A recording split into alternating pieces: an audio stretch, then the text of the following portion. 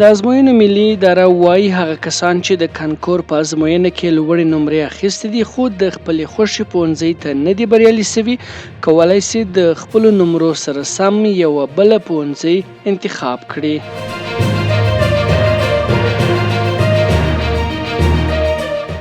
د لوړو زده کړو وزارت په یوه خبرپاڼه کې لیکي چې دغه وزارت سرپرست اسلامي همکاریو سازمان له پلاوي سره په کتنه کې ویلي چې سرپرست حکومت په افغانستان کې د دیني او عصري زده کړو ته ژمن دی. په دې لیدنه کې د اسلامي همکاریو سازمان پلاوي له افغانستان سره د پوهنې برخه کې د خپلو همکاریو ژمنه کړې ده.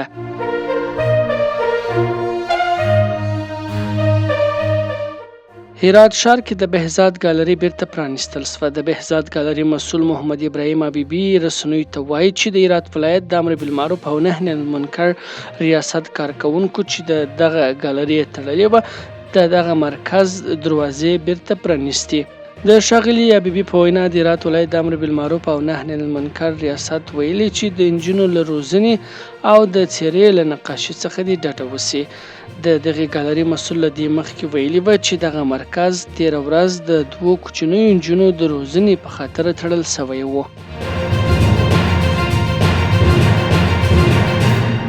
د ننګرهار د اطلاعات او کلتور ریاست د اطلاعاتو امیر قریشي بدلون په یوه خبرپاڼه کې په تورخم ښارګوټي کې د اسلامي امارت او پاکستاني پولیسو ځواکونو ترمنځ نښتې پخلی کوي او په وینا یې لومړی پاکستاني لوري ډزې کړي او دا مهال جګړه درېدلې ده.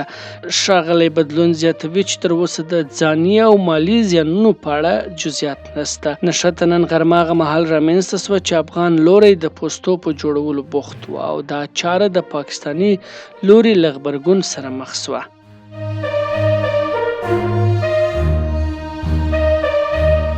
د افغانستان د کرکټ بورډ وین محمد نسیم سادات رسنیو ته وایي چې دغه بورډ د کرکټ پر آسیایي شورا اعتراض کړی او د افغانستان او سریلانکا د تېرې شپې لوبې په هکله د وضاحت غوښتنه یې کړې ده.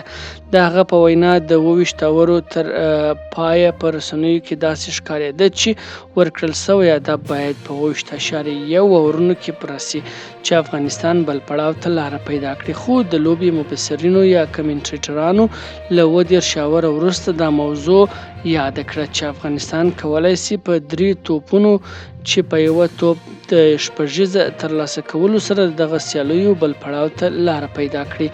ښاغلی سادات زیاتوي چې د افغانستان کرکټ بورډ د هغو چارواکو ته د سزا غوښتنه کړې چې وظیفوي بې پروایي یې کړې ده.